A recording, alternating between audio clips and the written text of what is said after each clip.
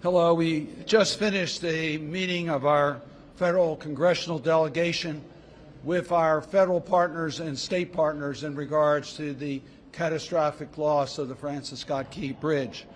I want to acknowledge those that were at the meeting. Our full 10 members of our federal congressional delegation were present. We were joined by Governor Moore. We had Secretary Buttigieg, the Secretary of the Department of Transportation, and we had Administrator Young from OMB that was there. We had representatives from the Army Corps. Secretary Connor was there and General Spellman was there. And we had representatives from the U.S. Coast Guard. Admiral Gautier was representing the Coast Guard.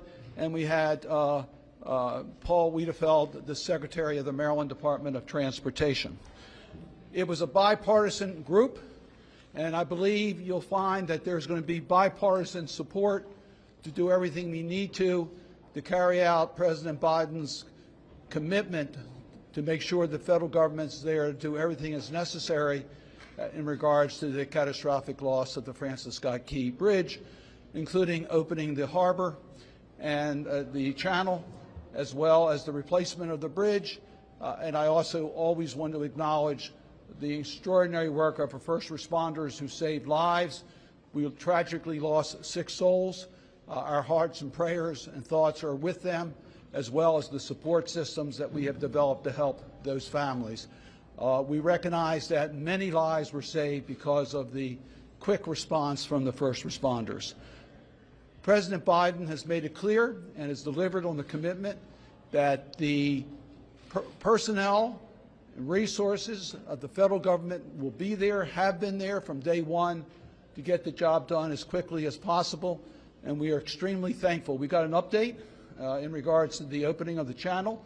Incredible work has been done. These divers that go down there, it's really dangerous work. We now have 2 alternative channels that are open. We have a 3rd channel that will be opened this month that will deal with the majority of traffic into the Port of Baltimore.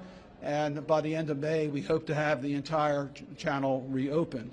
That's incredible work by very talented people. We also are working right now on the replacement of the Francis Scott Key Bridge. So the question was asked, what do you need from Congress in order to make this happen the way that we want to make sure it's happened without any delay? And we intend to introduce legislation very soon, coordinated through our delegation, that will clarify that in regards to the federal participation by the state, that this will be 100% federal funds in regards to the costs related to the destruction and replacement of the Francis Scott Key Bridge. That legislation is necessary because of a 90-10 in the original language. This is not unprecedented. The 100% was used in regards to the Minnesota bridge replacement. And this is a commitment that is normal for this type of a catastrophic loss of a major infrastructure in our country. We will also make it clear, as it is under current law, that in regards to any third-party recoveries from liable entities or insurance will go to relieve the federal taxpayers of the burdens that have been sustained as a result of the loss of the bridge. But as it was pointed out at this meeting, that process will not delay the immediate moving forward with the replacement of the Francis Scott Key Bridge.